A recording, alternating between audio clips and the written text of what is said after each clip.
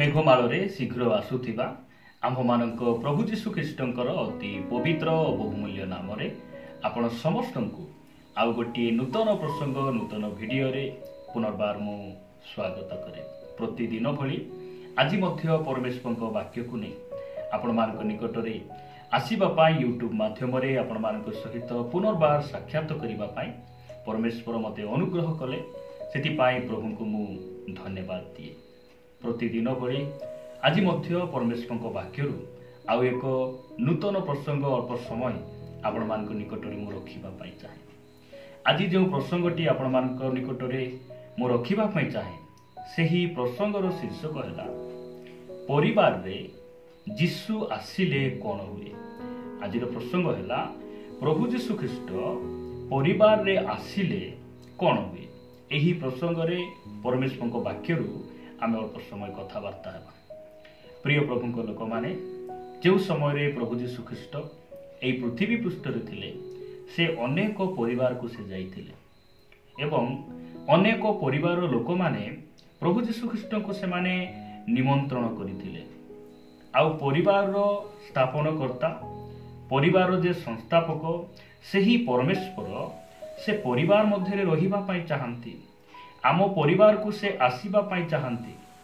आमे अल्प समय कथबार्ता हेबा जे परिवार रे जीशु ख्रीष्ट रहिले आम परिवार रे तांकर उपस्थिति रहिले कौन सब कार्य गुड़िक हुए। कारण आमर परमेश्वर आश्चर्य अटंती। ताहांको नाम आश्चर्य आउ ताहांकर कार्य मध्य आश्चर्य अटे। आसंतु आमे वाक्य गोटे पद पढ़ी आगो को बढ़िबा जे जीशु ख्रीष्ट आम्भ मान परिवार मध्य आसिले कौन हुए।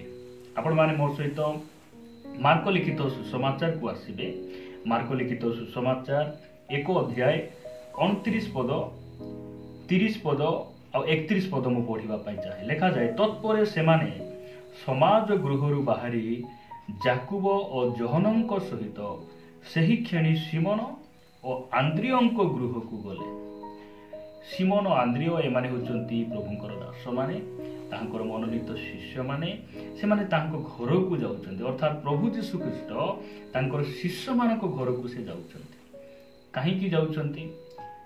प्रभु जीशु ख्रीष्ट किछि पाइबा आशारे सेवा पाइबा आशारे हेउ किंबा कौनसी स्वार्थ भाव रे से कार्य करि नथिले। अनेक समय रे आमे प्रभुंकर दास मान को परिवार रे डाकिबा को आमे कोठी ना कोठी आमे कुंठा बोध करू। मात्र एई स्थान रे प्रभु जीशु ख्रीष्ट ताहांकर शिष्य मान को घर को से जाउचंती। काहे की जाउचंती आपण तळकु पढिले जानिबे 30 पद रे सिमोनक सासु ज्वर रे सजागता थिले आउ से माने सही क्षणी तांको कथा जीशु को जणाइले। सेथिरे से पाखो को जाई तांको हाथ धरी तांको उठाइले आउ तांको ज्वर छाड़ी गला। पुणी से मानको परिचर्चा करबा को देले। प्रभुंका नामर गौरव हो। प्रभु जीशु ख्रीष्ट जेबे आम परिवार को आसंती आमर परिस्थिति बदली जाए परिवर्तन हो जाए।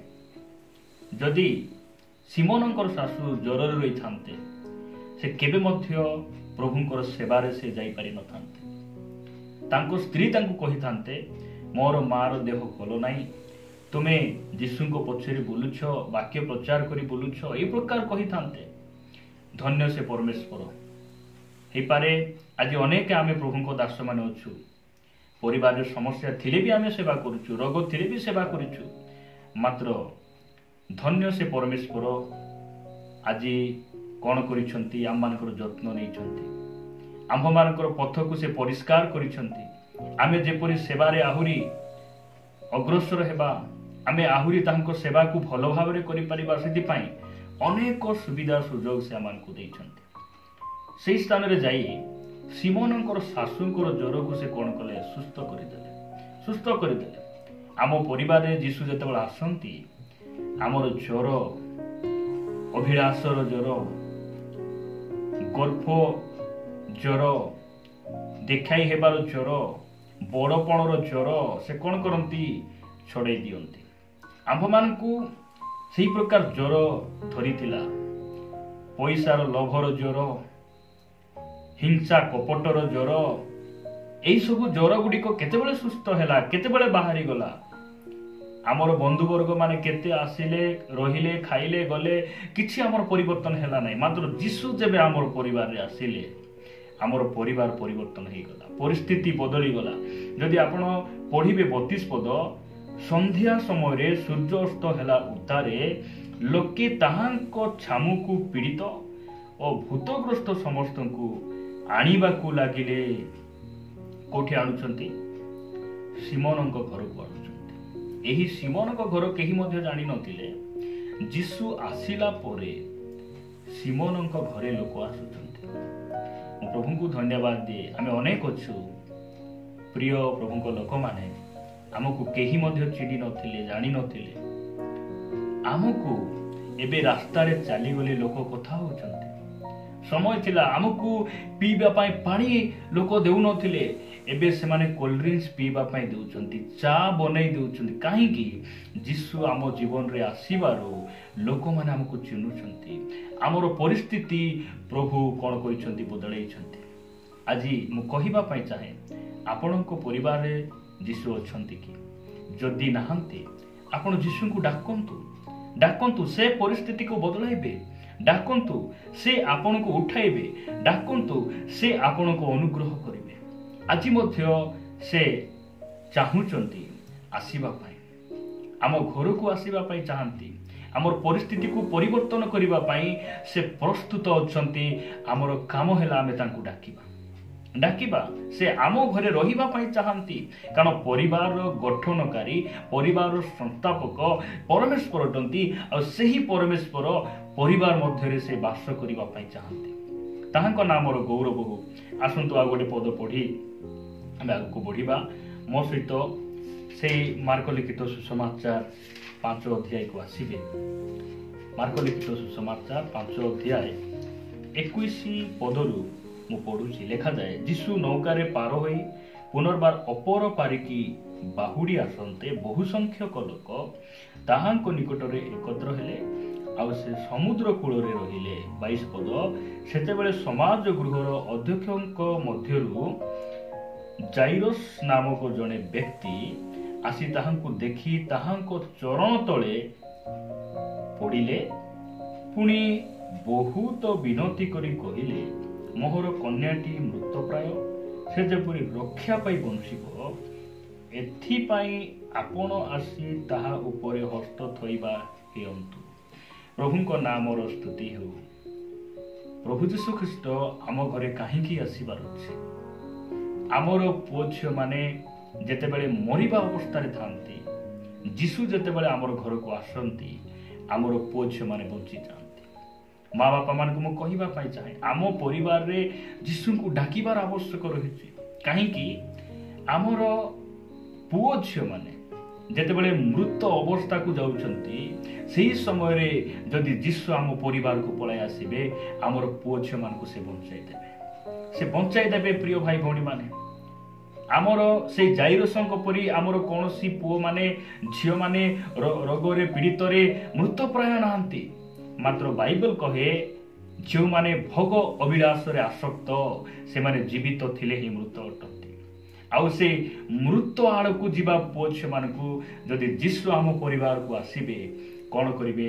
ସେ ବଞ୍ଚାଇ ଦେବେ। ମରିବା ପୂର୍ବରୁ ଆମର ପୁଅ ଝିଅମାନେ ମୃତ ଆଡ଼କୁ ଯିବା ପୂର୍ବରୁ, କୁପଥକୁ ଯିବା ପୂର୍ବରୁ, ଅବାଟକୁ, ଖରାପ ସାଙ୍ଗସାଥୀମାନଙ୍କ ସହିତ ଯିବା ପୂର୍ବରୁ ଯୀଶୁ ଯଦି ଆମର ଘରକୁ ଆସିବେ, ତାହେଲେ ଆମର ପୁଅ ଝିଅମାନଙ୍କୁ ସେ କ'ଣ କରିବେ? ରକ୍ଷା କରିଦେବେ, ସେ ବଞ୍ଚାଇ ଦେବେ। ସେଥିପାଇଁ ଆମର ପରିବାରରେ ଆମର ଯୀଶୁ ଖ୍ରୀଷ୍ଟଙ୍କୁ ଆମେ ଡାକିବା, ଆମେ ତାହାଙ୍କୁ ଆହ୍ୱାନ କରିବା, ଆମେ ତାହାଙ୍କୁ ହୃଦୟ ସହିତ ଆମେ ଡାକିବାର ଆବଶ୍ୟକ ରହିଛି। ପ୍ରଭୁ, ତୁମେ ମୋ ଘରକୁ ଆସ, ତୁମେ ଆସ। ତୁମ ବିନା ମୋର ପରିବାର ମୃତ ଅଟେ, ତୁମ ବିନା ମୋ ପରିବାର ବୃଥା ଅଟେ। ଆମେ ଏହି କଥା, ଏହି ନିବେଦନ, ଏହି ପ୍ରାର୍ଥନା ଆମେ ପ୍ରଭୁଙ୍କ ନିକଟ କରିବାର ଆବଶ୍ୟକ ରହିଛି। ତାହାଙ୍କୁ ଆମ ଘରକୁ ଡାକିବାର ଆବଶ୍ୟକ ରହିଛି। ପ୍ରିୟ ପ୍ରଭୁଙ୍କ ଲୋକମାନେ, ପରମେଶ୍ୱର ଆମକୁ ଦୟା କରନ୍ତୁ। ଆଉ ଗୋଟେ ବାକ୍ୟ ମୁଁ ପଢ଼ିବା ପାଇଁ ଚାହେଁ। ଆପଣମାନେ ମୋ ସହିତ ଲୁକ ଲିଖିତ ସୁସମାଚାରକୁ ଆସିବେ। ଲୁକ ଲିଖିତ ସୁସମାଚାର 5 ଅଧ୍ୟାୟ ତାର 3 ପଦରେ ପ୍ରକାର ଲେଖାଯାଏ। 3, 4, 5-6 ଲେଖାଯାଏ, ସେହି ନୌକା ଗୁଡ଼ିକ ମଧ୍ୟରୁ ଯେଉଁଟି ସିମୋନଙ୍କର ଥିଲା ସେଥିରେ ସେ ଚଢ଼ି ସ୍ଥଳରୁ ଅଳ୍ପ ଦୂରକୁ ଯିବା ନିମନ୍ତେ ତାଙ୍କୁ ଅନୁରୋଧ କଲେ। ଆଉ ସେ ବସି ନୌକାରୁ ଲୋକ ସମୂହକୁ ଶିକ୍ଷା ଦେବାକୁ ଲାଗିଲେ। ସେ କଥା ଶେଷ କରି ସିମୋନଙ୍କୁ କହିଲେ, ଗଭୀର ଜଳକୁ ଯାଇ ମାଛ ଧରିବା ନିମନ୍ତେ ତୁମ୍ଭମାନଙ୍କର ଜାଲ ପକାଅ। ସେଥିରେ ସିମୋନ ଉତ୍ତର ଦେଲେ, ହେ ଗୁରୁ, ଆମ୍ଭେମାନେ ରାତିଯାକ ପରିଶ୍ରମ କରି କିଛି ଧରିନାହୁଁ, କିନ୍ତୁ ଆପଣଙ୍କ କଥାରେ ମୁଁ ଜାଲ ପକାଇବି। ଆଉ ସେମାନେ ତାହା ପକାଇ ବହୁତ ମାଛ ଧରିଲେ। ପୁଣି ସେମାନଙ୍କ ଜାଲ ଛିଣ୍ଡିବାକୁ ଲାଗିଲା। ପ୍ରଭୁଙ୍କ ନାମର ସ୍ତୁତି ହେଉ। ପରମେଶ୍ୱର ଆମ ନିକଟକୁ ଆସିବା କେତେ ଆଶୀର୍ବାଦ ଅଟେ। ପ୍ରଭୁଙ୍କର ଉପସ୍ଥିତି ଆମ ପରିବାରରେ ଆମ୍ଭମାନଙ୍କ ମଧ୍ୟ ରହିବା କେତେ ଆଶୀର୍ବାଦ ଅଟେ। ଗୋଟେ ମଧ୍ୟ ମାଛ ଧରି ପାରୁନାହାନ୍ତି, ମାତ୍ର ଯୀଶୁ ଯେତେବେଳେ ଆସୁଛନ୍ତି ସେମାନେ ବହୁତ ମାଛ ଧରୁଛନ୍ତି। ପ୍ରିୟ ମା ବାପା, ଭାଇ ଭଉଣୀ ମାନେ, ମୁଁ କହିବା ପାଇଁ ଚାହେଁ, ଯଦି ଆପଣ ଏତେ ବର୍ଷ ପ୍ରଭୁରେ ରହି ମଧ୍ୟ, ଆପଣ ଏତେ ବର୍ଷ ଚର୍ଚ୍ଚ ସହଭାଗିତାରେ ରହି ମଧ୍ୟ ଯଦି ଆପଣ କୌଣସି ପାପ ଉପରେ ଜୟ ପାଇପାରି ନାହାନ୍ତି, ଯଦି ଆପଣଙ୍କ ପରିବାର ଆଜି ବି ବିଗିଡ଼ି ଯିବା ଅବସ୍ଥାରେ ଅଛି, ଆପଣ ପ୍ରଭୁଙ୍କୁ ଡାକନ୍ତୁ। ଆପଣଙ୍କ ନୌକାରେ, ଆପଣଙ୍କ ଘରେ, ଆପଣଙ୍କ ହୃଦୟରେ ପରମେଶ୍ୱରଙ୍କୁ, ଯୀଶୁଖ୍ରୀଷ୍ଟଙ୍କୁ ଜାଗା ଦିଅନ୍ତୁ। ସେ ଆପଣଙ୍କୁ କ'ଣ କରିବେ? ବହୁତ ବିଷୟରେ ଆପଣଙ୍କୁ କ'ଣ କରିବେ? ସଫଳତା ପ୍ରଦାନ କରିବେ। ବହୁତ ଆଶୀର୍ବାଦର ଅଂଶୀ ପରମେଶ୍ୱର ଆପଣଙ୍କୁ କରାଇବେ। ପ୍ରଭୁଙ୍କ ନାମର ସ୍ତୁତି ହେଉ। ଆପଣମାନଙ୍କ ନିକଟରେ ଆଉ ଗୋଟେ ବାକ୍ୟ ମୁଁ ରଖିବା ପାଇଁ ଚାହେଁ। ଲୁକ ଲିଖିତ ସୁସମାଚାର 19 ଅଧ୍ୟାୟ 8 ଲେଖାଗଲା, କିନ୍ତୁ ଯକ୍ଷିୟ ଠିଆ ହୋଇ ପ୍ରଭୁଙ୍କୁ କହିଲେ, ହେ ପ୍ରଭୁ, ଦେଖନ୍ତୁ, ମୋର ସମ୍ପତ୍ତିର ଅର୍ଦ୍ଧେକ ମୁଁ ଦରିଦ୍ରମାନଙ୍କୁ ଦାନ କରୁଅଛି। ଆଉ ଯଦି ଅନ୍ୟାୟରେ କାହାରି ଠାରୁ କିଛି ନେଇଥାଏ, ତେବେ 4 ଗୁଣରେ ତାହା ଫେରାଇ ଦେଉଅଛି। ସେଥିରେ ଯୀଶୁ ତାଙ୍କ ବିଷୟରେ କହିଲେ, ଆଜି ଏହି ଗୃହରେ ପରିତ୍ରାଣ ଉପସ୍ଥିତ ହୋଇଅଛି, ଯେଣୁ ଏ ମଧ୍ୟ ଅବ୍ରାହମଙ୍କ ଜଣେ ସନ୍ତାନ। ଯୀଶୁ ଯେବେ ଆମର ଘରକୁ ଆସନ୍ତି, ସେ କ'ଣ କରନ୍ତି? ଆମକୁ ପାପରୁ ଉଦ୍ଧାର କରିଦିଅନ୍ତି, ଆମକୁ ପରିତ୍ରାଣ କରିଦିଅନ୍ତି। ଯୀଶୁଖ୍ରୀଷ୍ଟ ଯେତେବେଳେ ଆମ ଘରକୁ ଆସନ୍ତି, ପ୍ରିୟମାନେ, ଆମକୁ ପାପରୁ ସେ ଉଦ୍ଧାର କରନ୍ତି। ଆଜି ଯଦି ଆମେ ଜୁଆ ଛାଡ଼ିଛୁ, ମଦ ଛାଡ଼ିଛୁ, ସ୍ତ୍ରୀକୁ ମାରିବାଟା ଛାଡ଼ିଛୁ, ମଦ ମହିଳା ଭାଷା ଆମେ ଛାଡ଼ିଛୁ, କେମିତି ଛାଡ଼ିଲୁ? ଯୀଶୁ ଆସିବାରୁ ତ ଏସବୁ ହେଇଛି। ତାହାଙ୍କ ନାମର ସ୍ତୁତି ହେଉ। ସେଥିପାଇଁ ଆପଣ ଯଦି ଆଜି ପରିବର୍ତ୍ତନ ହେଇପାରୁନାହାନ୍ତି, ଆପଣ ଯୀଶୁଙ୍କୁ ଡାକନ୍ତୁ, ନିଜ ଘରକୁ ଡାକନ୍ତୁ। ଆପଣ ନିଜର ପୁଅ ଝିଅକୁ ଟିକେ ଦେଖନ୍ତୁ, ସେମାନେ କେମିତି ପରିବର୍ତ୍ତନ ହେଇଛନ୍ତି, ପାପରୁ ଉଦ୍ଧାର ପାଇଛନ୍ତି କି ନାହିଁ। ଯଦି ପାଇନାହାନ୍ତି, ଆପଣ ପ୍ରଭୁଙ୍କୁ ଡାକନ୍ତୁ। ସେ ଉଦ୍ଧାର କରିବେ, ସେ ଉଦ୍ଧାର କରିବେ। ତାଙ୍କ ପାଖରେ ସେ ବଳ ରହିଛି। ପ୍ରିୟ ପ୍ରଭୁଙ୍କ ଲୋକମାନେ, ପରମେଶ୍ୱର ଆମମାନଙ୍କୁ ଅନୁଗ୍ରହ କରନ୍ତୁ। ଆପଣମାନଙ୍କୁ ପୁନର୍ବାର ମାର୍କ ଲିଖିତ ସୁସମାଚାରକୁ ମୁଁ ନେବା ପାଇଁ ଚାହେଁ। ମାର୍କ ଲିଖିତ ସୁସମାଚାର 2 ଅଧ୍ୟାୟ 1 ଲେଖାଗଲା, କେତେକ ଦିନ ଉତ୍ତାରେ ଯୀଶୁ ପୁନର୍ବାର କଫର୍ଣ୍ଣାହୁମରେ ପ୍ରବେଶ କରନ୍ତେ ସେ ଗୃହରେ ଅଛନ୍ତି ବୋଲି ଜନରୋଗ ହେଲା। ଆମର ଘରେ ଯୀଶୁଖ୍ରୀଷ୍ଟ ଅଛନ୍ତି ବୋଲି ଜନରୋଗ ହେବାର ଅଛି। ଲୋକମାନେ କହିବାର ଅଛି, ହଁ, ସେ ଭାଇ ଘର, ସେ ଭଉଣୀ ଘର ଯୀଶୁ ଥିବାରୁ ଆଜି ସେମାନଙ୍କର ପରିସ୍ଥିତି ଦେଖ। ସେମାନେ ଯୀଶୁଙ୍କ ଲୋକ, ସେଥିପାଇଁ ସେମାନଙ୍କୁ ପିନ୍ଧାବଳା ଦେଖ, ସେମାନଙ୍କ ମୁଖର ଭାଷା ଦେଖ, ତାର ଝିଅକୁ ଦେଖ, ତାର ପୁଅକୁ ଦେଖ। ଆମର ପରିବାରରେ ଯୀଶୁ ଅଛନ୍ତି ବୋଲି ଜନରୋଗ ହେବାର ଆବଶ୍ୟକ ରହିଛି। ଆମ ଘରେ ବଡ଼ LCD ଟିଭି, ହୋମ୍ ଟ୍ୟୁଟର, ଜାଗତିକ ଗୀତ, ନାଚ, ମ୍ୟୁଜିକ୍ ସିଷ୍ଟମର ଆୱାଜ ବାହାରେ ନ ଯାଇ ଯୀଶୁ ଅଛନ୍ତି ବୋଲି ଜନରୋଗ ହେବାର ଅଛି। ଯୀଶୁ ଆମ ପାଇଁ ବହୁମୂଲ୍ୟ ଅଟନ୍ତି। ଯୀଶୁ ଆମର କର୍ତ୍ତା ଅଟନ୍ତି, ଆମର ମୂଳଦୁଆ ଅଟନ୍ତି। ସେ ଆମର ଆଦର୍ଶ ଅଟନ୍ତି, ସେ ଆମର ଗୁରୁ ଅଟନ୍ତି, ଆମର ପ୍ରଭୁ ଅଟନ୍ତି। ସେଥିପାଇଁ ଆମେ ତାଙ୍କୁ ଆମ ଘରକୁ ଡାକିବା ପ୍ରିୟ ପ୍ରଭୁଙ୍କ ଲୋକମାନେ। ସେ ଆସିଲେ ସବୁ ପରିସ୍ଥିତି ବଦଳାଇ ଦେବେ। ଯଦି ଯୀଶୁ ଆମ ପରିବାରରେ ନଥିବେ, କ'ଣ ହେବ ଆପଣ ଜାଣନ୍ତି କି? ସେହି ମାର୍କ ଲିଖିତ ସୁସମାଚାର 5 ଅଧ୍ୟାୟ ଆସିବେ। ଯଦି ଯୀଶୁ ଆମ ଘରେ ନଥିବେ, ତାହେଲେ କ'ଣ ହେବ? ଯଦି ଆପଣ ପଢ଼ିବେ ମାର୍କ ଲିଖିତ ସୁସମାଚାର 5 ଅଧ୍ୟାୟ 38 ଲେଖାଯାଏ, ସେମାନେ ସମାଜ ଗୃହର ଅଧ୍ୟକ୍ଷଙ୍କ ଘରକୁ ଆସନ୍ତେ ସେ କୋଳାହଳ ହେଉଥିବା ଏବଂ ଲୋକେ ଅତ୍ୟନ୍ତ ରୋଦନ ଓ ବିଳାପ କରୁଥିବା ଦେଖିଲେ। କାହିଁକି ବିଳାପ କରୁଛନ୍ତି ଲୋକମାନେ, ରୋଦନ କାହିଁକି କରୁଛନ୍ତି? କାରଣ ଯୀଶୁ ସେହି ସ୍ଥାନରେ ନାହାନ୍ତି। ଯୀଶୁ ନଥିବା ଘର କଳି ଝଗଡ଼ା ଅଶାନ୍ତି, ମଦ ପିଇ ଗଣ୍ଡଗୋଳ, ସ୍ତ୍ରୀ ମନମାଳିନ, ସ୍ୱାମୀ ମନମାଳିନ, ପରିବାରରେ ସନ୍ଦେହ, ବିଭିନ୍ନ କଳି ଝଗଡ଼ା ଗୁଡ଼ିକ ବାସ କରେ। କାହିଁକି? ପରିବାରରେ ଯୀଶୁ ନାହାନ୍ତି। ଏହି ସ୍ଥାନରେ ଯୀଶୁ ନାହାନ୍ତି, ସେମାନେ ରୋଦନ କରୁଛନ୍ତି। ମାତ୍ର ଯୀଶୁ ଯେତେବେଳେ ସେହି ସ୍ଥାନରେ ପହଞ୍ଚୁଛନ୍ତି, ସେହି ରୋଦନ ହାସ୍ୟରେ ପରିବର୍ତ୍ତନ ହେଇଯାଉଛି। ସେହି ଦୁଃଖ ସୁଖ ଆନନ୍ଦରେ ପରିଣତ ହେଇଯାଉଛି। କାହିଁକି? ପ୍ରଭୁଙ୍କର ଉପସ୍ଥିତିର ଶକ୍ତି। ପ୍ରଭୁ ଆମମାନଙ୍କୁ ଦୟା କରନ୍ତୁ। ସେଥିପାଇଁ ଆମେ ଆମର ପ୍ରଭୁଙ୍କୁ ଆମ ଘରକୁ ଡାକିବା, ଯୀଶୁଙ୍କୁ ଆମେ ଘରକୁ ଡାକିବା ଆଉ କହିବା, ପ୍ରଭୁ ମୋ ପରିବାରକୁ ତୁମେ ତିଆରି କର, ତୁମେ ସମ୍ଭାଳ, ତୁମେ ଗଢ଼େଇ ନିଅ, ତୁମେ ଗଠନ କର, ମୁଁ ତୁମ ହସ୍ତରେ ମୋ ପରିବାରକୁ ଦେଉଛି। ଏହି ମନୋଭାବ ନେଇ ଆମେ ଯୀଶୁଙ୍କୁ ଆମ ପରିବାରକୁ ଡାକିବା। ପ୍ରଭୁ ଏହି ବାକ୍ୟ ଦେଇ ଆମ ସମସ୍ତଙ୍କୁ ଆଶୀର୍ବାଦ କରନ୍ତୁ। ଆସନ୍ତୁ ପଦେ ପ୍ରାର୍ଥନା କରିବା। ପ୍ରେମିକ ସ୍ୱର୍ଗୀୟ ପିତା, ମୁଁ ତୁମକୁ ଧନ୍ୟବାଦ ଦେଉଛି। ତୁମ ବାକ୍ୟ ଦ୍ୱାରା ଆମମାନଙ୍କୁ କଥା ହେଇଥିବାରୁ ମୁଁ ତୁମର ଗୌରବ କରେ। ବାପା, ଆମ ପରିବାରରେ ତୁମେ ଅତି ଆବଶ୍ୟକ ଅଟ। ତୁମେ ଆମର ପରିବାରକୁ ପରିବର୍ତ୍ତନ କରିଛ, ବଦଳେଇଛ।